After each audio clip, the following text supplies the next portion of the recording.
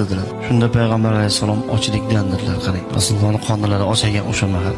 Shunda haligi sahobiy yig'lab, "Sizni qorningiz ochsa-yu, men shundoq yurarmidim" deb orqalariga sekin qaytib bir xurmozorga borib, ana shu xurmozorning egasi bilan bir bitim qildiki, "Ke mana shu xurmoyingni sug'orib beraman, har bir paqiriga bir donadan xurmo berasan."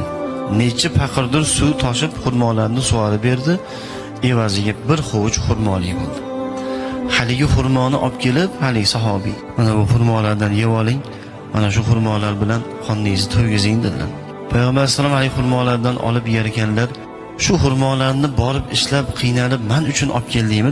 dedilar payg'ambar sollallohu alayhi vasallam. "Ha, ey Allohning rasuli, nima uchun bu ishni qilding? Sizni yaxshi ko'rganligim sababli" dedilar. Payg'ambar alayhisalom xurmoni yerkanlar, "Ha, meni yaxshi ko'rasanmi?" "Nihoyatda yaxshi ko'raman ya Rasululloh. Agar dedilar payg'ambar sollallohu alayhi vasallam, meni yaxshi ko'radigan bo'lsang,